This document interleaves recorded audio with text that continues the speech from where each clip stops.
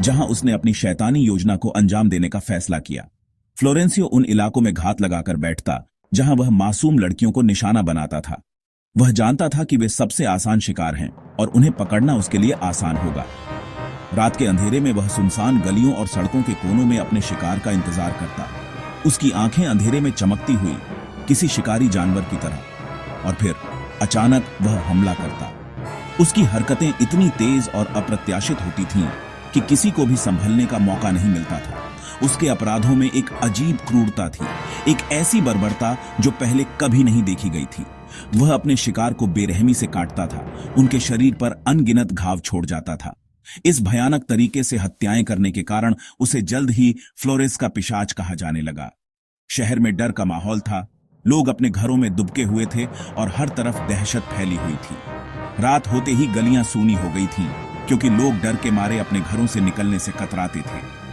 Police के लिए यह मामला एक पहेली बन गया था, एक ऐसा रहस्य जिसे सुलझाना मुश्किल था। अपराधी कोई सुराग नहीं छोड़ता था, जिससे पुलिस के लिए उसे पकड़ना और भी मुश्किल हो गया था।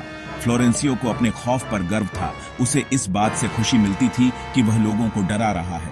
उसे लगता था वह समाज से बदला ले रहा है, उन सभी सालों की बेइज्जती और तिरस्कार का बदला। जैसे जैसे समय बीतता गया, पुलिस पर दबाव बढ़ता गया।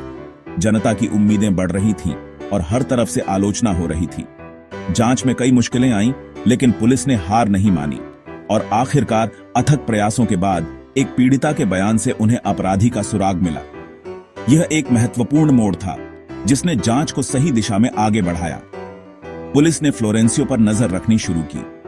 हर गतिविधि पर बारीकी से ध्यान रखा जा रहा था ताकि कोई भी मौका हाथ से न जाने पाए, और कुछ ही दिनों में पर्याप्त सबूत मिलने पर उसे गिरफ्तार कर लिया गया।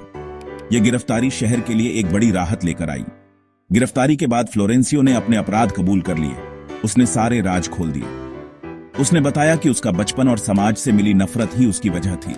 उसने अपने जीवन के दर्दनाक अनुभवों को साझा किया, जिससे उसके अपराधों की कुछ हद तक व्याख्या मिल सकी।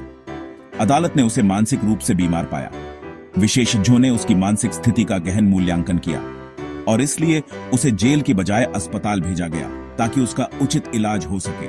उसकी गिरफ्तारी से शहर ने राहत की सांस ली। लोगों ने सड़कों पर उतरकर खुशी मनाई और अखबारों में इस खबर को प्रमुखता से छापा गया। फ्लोरेंसियो फर्नांडीज आज भी अर्जेंटीना के सबसे कुख्यात अपराधियों में गिना जाता है, जिसकी कहानी इतिहास के पन्नों में दर्ज है।